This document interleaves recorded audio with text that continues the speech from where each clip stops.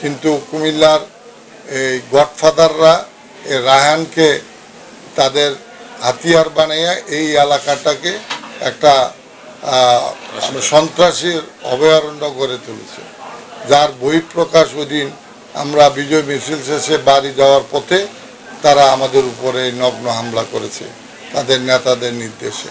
এখন মামলাটা চলমান আছে, পুলিশ 3টা মামলা হয়েছে।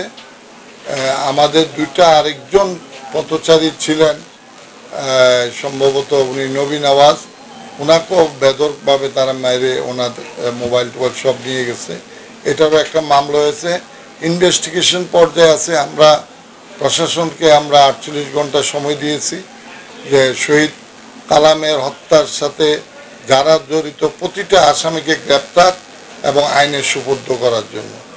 এটার কোনো ব্যর্থ হইলে আইনজীবী সমাজ তাদের পরবর্তী কার্যক্রম শুরু করবে। আজকে আমরা শুধুমাত্র মরহুম শহীদ আবুল কালামের জন্য আজকে আমরা কুমিল্লা আইনজীবী সমিতির সর্বসম্মতিক্রমে আমরা পূর্ণ দিবস কর্মবিরতি পালন করছি। যদি আমাদের আলটিমেটামের ভিতরে আসামিদের গ্রেপ্তার করা না হয় তাহলে আমরা বৃহৎ আন্দোলনের জন্য আমরা প্রস্তুত হচ্ছি। এবার পরবর্তী যদি কিছু হয় তাহলে লোকাল প্রশাসন এটার দায় নিতে হবে। আমরা শহীদ আবুল কালামের জন্য আমরা বাংলাদেশের সর্বোচ্চ পর্যায়ে কোটা বিরোধী আন্দোলনের যে নেতৃবৃন্দ আমাদেরকে ঢাকায় যে সহযোগিতা করেছে তাদেরকে আমি ধন্যবাদ জানাই। তারা আমাদেরকে শহীদ এই আবুল কালামকে তারা যেরকম ঢাকা আপনার পপুলার ধানমন্ডির হাসপাতালে তারা আমাদের যথেষ্ট সহযোগিতা করেছে, তাদেরকে আমি ধন্যবাদ জানাই। তারাও তাদের এই ভাইকে স্মরণ করেছে, তারাও তাদের এই যোদ্ধাকে তারা সম্মান দিয়েছে। আমরা এই জন্য কৃতজ্ঞ। আমরা শুধু এখন লোকাল প্রশাসনের দিকে চেয়ে আছি এবং কর্তৃপক্ষ যদি যথাযথভাবে এই সন্ত্রাসী, এই কালোবাজারি, এই এই যে চাঁদাবাজ, হত্যাকারী, এত মামলার আসামি, থানার 50 গজের ভিতরে যাদের বাড়ি, এখন পর্যন্ত তারা কেন গ্রেপ্তার হলো না, এটা আপনাদের মাঝে আমাদের প্রশ্ন। আমরা চাই শান্তিপূর্ণভাবে একটা এটা তদন্ত কাজ সম্পূর্ণ করে তাদেরকে আইনের আওতায় নিয়ে আসবে। অন্যথায় 48 ঘন্টা পরে আমরা পরবর্তী কার্যক্রমগুলো আমরা করতে বাধ্য হব। আমার ছেলে আমার উপরে যখন হামলা হয়, আমার মেডিকেলে পড়া ছেলে, সে আমাকে নিতে আসছিল।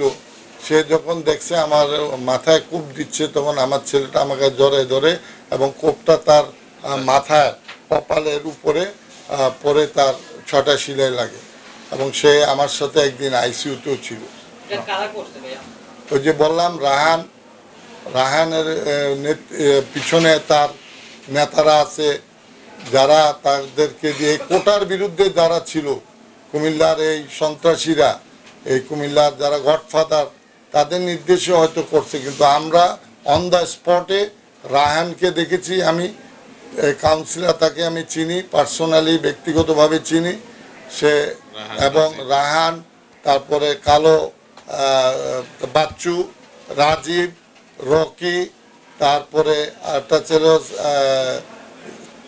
ওর নাম হলো সাহেব, এরপরে জাহাঙ্গীর, রায়হানের বোন জামাই জাহাঙ্গীর, এগুলি তারা প্রকাশ্য এখনও নাকি এলাকাতে ঘোরাঘুরি করছে। জাহাঙ্গীরের নাম যদিও এফআইআরে দেওয়া হয় নাই, কিন্তু পরবর্তীতে আমাদের কাছে যে তথ্য সিসি ফুটেজ আছে সেখানে জাহাঙ্গীরও এই ঘটনার সাথে জড়িত আমাদের কাছে তথ্য আসছে। আমরা এগুলি সবগুলি পুলিশের কাছে দিয়েছি, আশা করি পুলিশ এটাতে ব্যবস্থা নেবে। অন্যথায় এই যে আমাদের এই যে কোমলমতি শিশুদের যে আন্দোলন, এই সরকারের এই যে কর্মকাণ্ড, মানুষ অতিষ্ঠ হয়ে যে ওই দিন দ্বিতীয়বার দেশ স্বাধীন হলো, সে স্বাধীনতার সুফল বেচতে যাবে। এবং আমি চাই না, আমরাও আইনজীবীরা চাই না যে আমাদের আইনজীবীদের হাতে যে গায়ে যে হাত দিছে এবং এই দুষ্কৃতিকারীরা, চিহ্নিত দুষ্কৃতিকারীরা, তাদেরকে পুলিশ কোনোভাবেই যেন তাদেরকে রক্ষা না করে। এবং পুলিশের এখন পর্যন্ত আমরা কেন তাদের 24 ঘন্টা না 48 ঘন্টার উপর পেরিয়ে গেছে, এখনও পুলিশ তাদেরকে গ্রেপ্তার করতে পারলেন না, এটা আমরা তীব্র নিন্দা এবং ক্ষোভ জানাচ্ছি। এবং আমরা গত জানাজায় বলেছি যে উইদিনে 24 আওয়ার্স যদি পরবর্তী 24 ঘন্টার ভিতরে আসামিকে গ্রেপ্তার না করা হয়, তাদের মোবাইল নাম্বার ট্র্যাকিং করে তাদের গ্রেপ্তার না করা হয়, তাহলে আমরা ধরে নিব যে পুলিশ ব্যর্থ। তাহলে আমাদের ভিন্ন সংস্থা ভিন্নভাবে আমাদের চিন্তা করতে হবে। কিন্তু এটার থেকে এই দুষ্কৃতিকারীরা একটা ওয়ার্ড, একটা অঞ্চল, কুমিল্লা অঞ্চলের শান্তিপ্রিয় মানুষকে তারা অশান্ত করে রেখেছে। দীর্ঘ 15টা বছর তারা মানুষের উপর নির্যাতন করে গেছে। কথা বললেই তাদের উপরে তারা অত্যাচার চালিয়ে দিয়েছে। এটা আপনারাও সরজমিনে তদন্ত করে আপনারাও জানতে পারবেন। সুতরাং আপনাদের মাধ্যমে আমি লোকাল প্রশাসনকে আবার অনুরোধ জানাবো, আমি ওনাদের কাছে, আমরা আইনজীবীরা প্রায় 300-400 আইনজীবী আমরা স্মারকলিপি দিয়েছি, জেলা প্রশাসকের কাছেও দিয়েছি, এসপির কাছেও দিয়েছি। এসপি সাহেব বলছে আমি নতুন, আমার ফোর্স আসছে নাই, এখন সবই আসছে, কিন্তু এখনও কেন আসামি গ্রেপ্তার হয়ে আইনের আওতায় আসছে না, এটা আমরা বুঝতে পারছি না। আমরা 48 ঘন্টা অপেক্ষা করছি।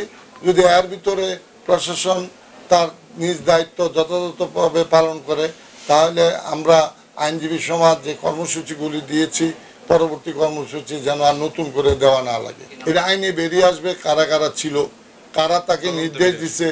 এই অস্ত্রগুলো তো শুধু কুমিল্লা একটা ওয়ার্ডে দেওয়া হয় নাই। এই কোমলমতি শিশুদেরকে হত্যা করার জন্য আমাদের জানা মতে প্রত্যেকটা কাউন্সিলরের কাছে, এই রায়হান সহ প্রত্যেকটা কাউন্সিলরের কাছে এই অস্ত্রগুলি কে দিয়েছে, কারা বাচ্চাদেরকে মেরেছে, কার নির্দেশে মেরেছে, কার গাড়ি দিয়ে অস্ত্র গেছে, এগুলি কুমিল্লার মানুষ সব জানে, আপনারাও জানেন। এগুলি আশা করি সব তদন্তে বেরিয়ে আসবে। আমরা এখনো মামলার তদন্তের স্বার্থে অনেক কিছু বলছি না। তদন্তে যখন তারা আমাদের সাক্ষ্য প্রমাণ নিতে আসবে, আমরা আরও বিস্তারিত এগুলি